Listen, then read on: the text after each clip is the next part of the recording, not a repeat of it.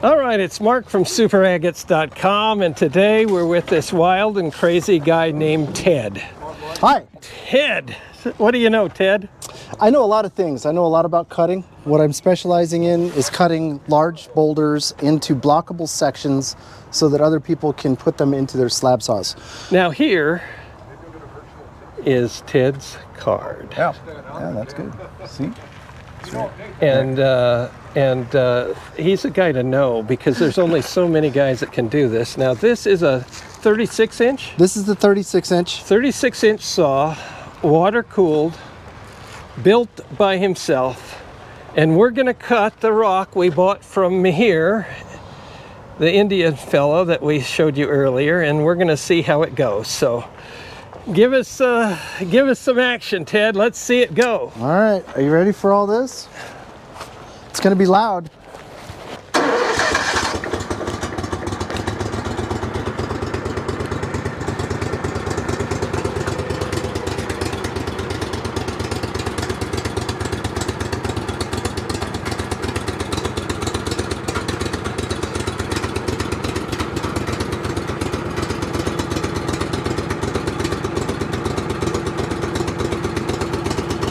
You can hear it's a diesel engine he's got. Here we go.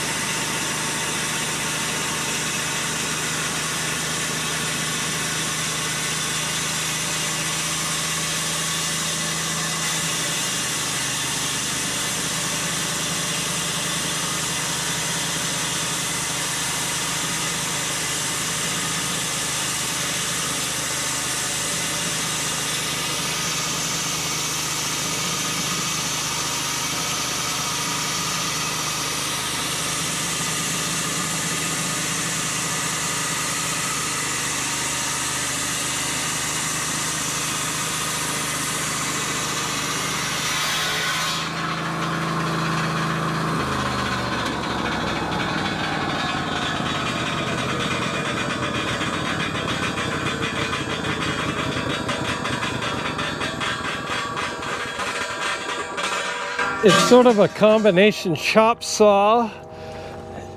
It's just an unbelievable thing. He cut it faster. Oh, Lord Almighty, look at that. Oh, that is spectacular. He said minutes, and he wasn't lying. Hello, Internet. My name is Ted. I am a mobile lapidary and mineral research company. We're based out of Colorado Springs, Colorado, and right now we are in Quartzsite, Arizona. So come on in, I'll give you a little tour. Ted, do you have a website? My website is wemovemountains.com. And that pretty much explains all of the different characteristics of my company. So here in this mobile shop, we do slabbing, slab cleaning, slab deburring. This whole row is for doing cabochons all the way from roughing all the way to final product, polishing, trimming, hard rock cutting, We do spearing on this. What's this thing here, Ted? I'm not familiar with that. What is this that? is a machine that's for doing bezels, and it installs the 3-degree required bezel on a cabochon so that you can hold it when the silversmith works on it. So you set the little plat in here to 3 degrees, and the best part of this is you can do your cabochon shape, and you can have the face up while you're doing it and make sure that it fits the template. This one in the back is for doing parallelism on the back side of the cab. This whole entire station is right next to my DOP station, so that when you're done getting it to shape, you DOP it up and you come right over here and you can run your whole entire operation off of DOP sticks. Cool. Which makes it very handy because you're going all the way through here.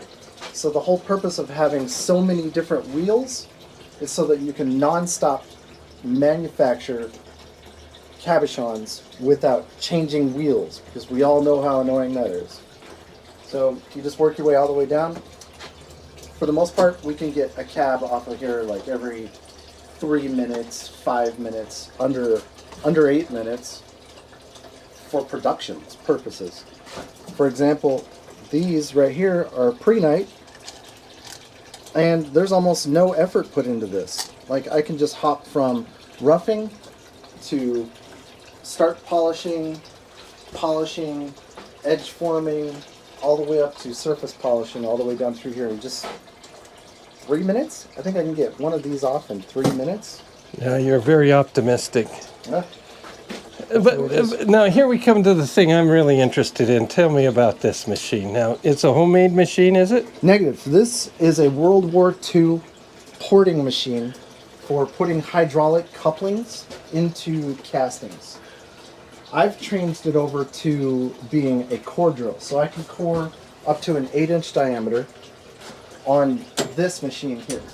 You can see right here, here's my Morris taper up, and this head slides up and down so I can get large diameter pieces into it. How long does it take you to drill? Well, it depends on the material. It goes pretty quick.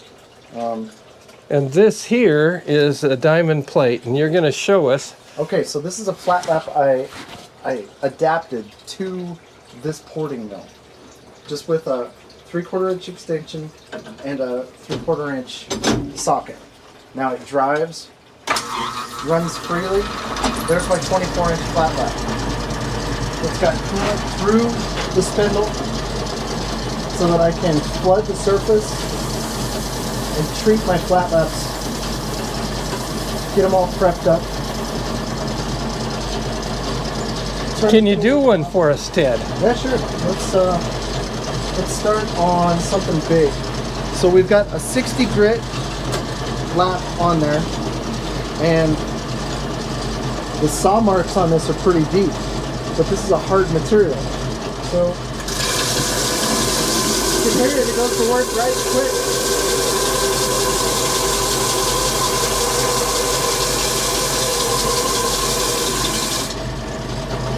You see how quickly it changes. So this is the high spot.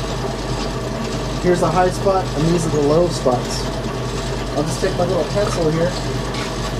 We'll figure out where it's at. Say it's interacting. Yeah, you right can there. see there's pretty big grooves there. Yeah. So you put your pencil mark right there.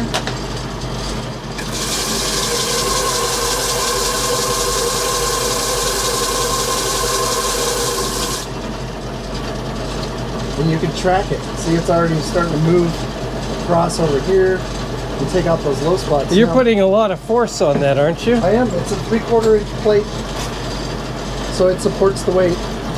Here is some petrified wood from, I guess, Arizona. I don't know where it's from. Here's the best part.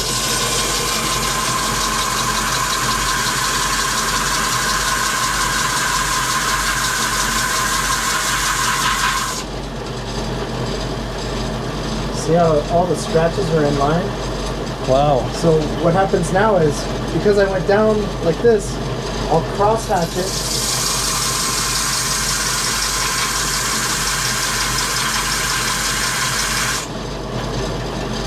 And see how it cleans it up? That's an porosity. Here's the high spot. So that's almost done for this flat back.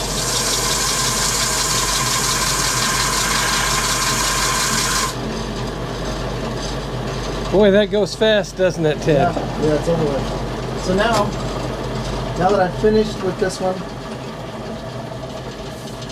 this will take a second. Let's move the quill up.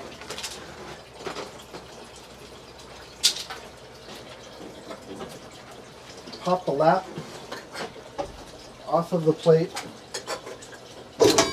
like that.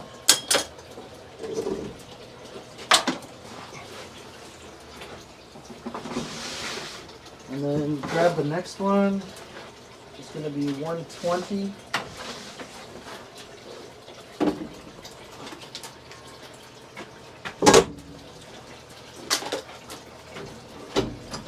A lot of engineering going to get this to work like you do. I do love to have the water come out like it does. It just sprays it out. Dude, check this out. Look at this geekdom. So the water actually comes up from the bottom.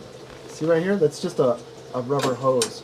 And I put a spindle that goes all the way up through the quill, all the way to the top of the plate. Oh my through the gosh. bearings.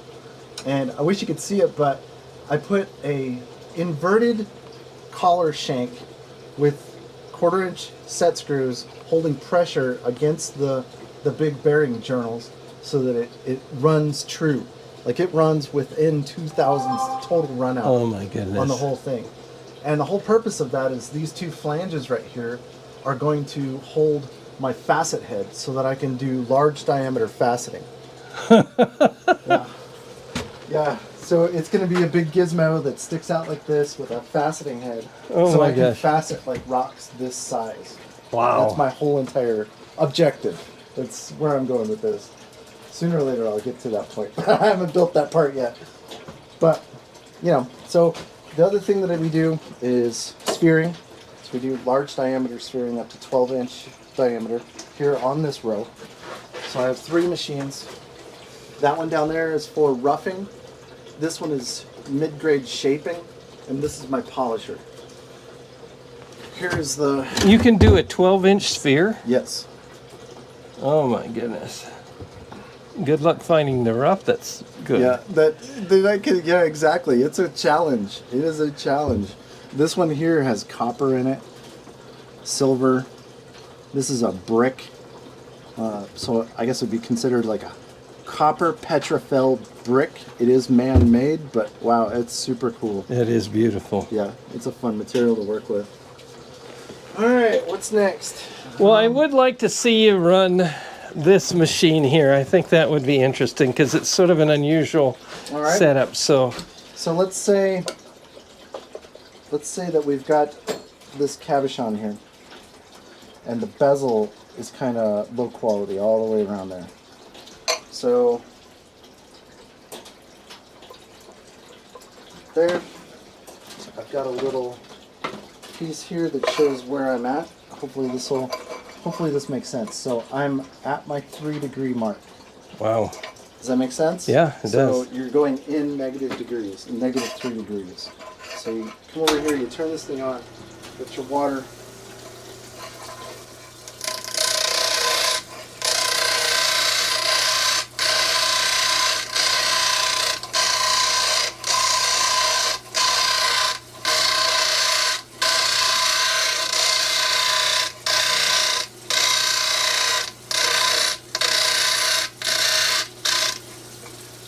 Now check out that bezel. Oh, And that's it's at the 3 perfect. degrees. Perfect. So it leaves a little jagged edge around it, which would interfere with the solder joint when the silversmith is working it. So you finished, let's say you finished your whole process here, okay? And you just come back to this one, set it down on there.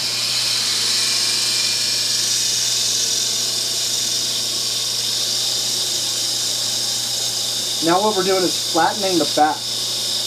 And this is just helping the silversmith do their job. The worst thing that you can be is a silversmith that struggles with setting a cab on silver that's not flat. Like it never sits right, and it never will. It doesn't matter how much effort you put into it. That silversmith is just going to struggle. Now you've got a flat surface on the back. That's cool. You've got the super sharp edge all the way around here now. You just step over to this machine. Put a nice little chamfer all the way around there.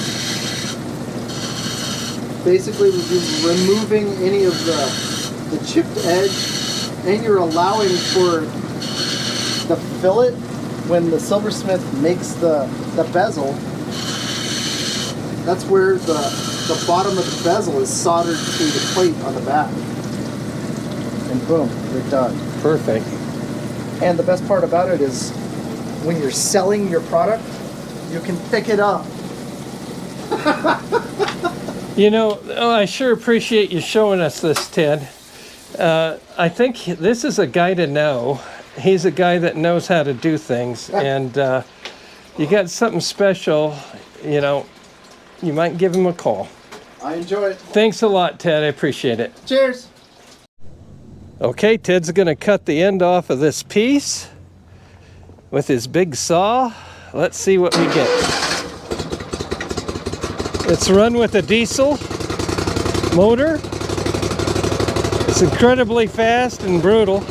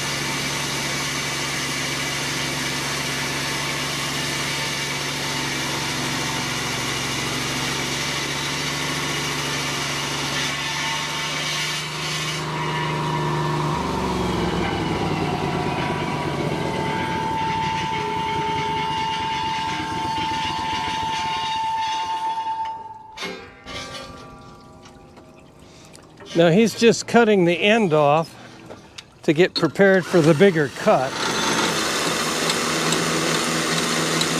But of course it's always fun to see what it looks like.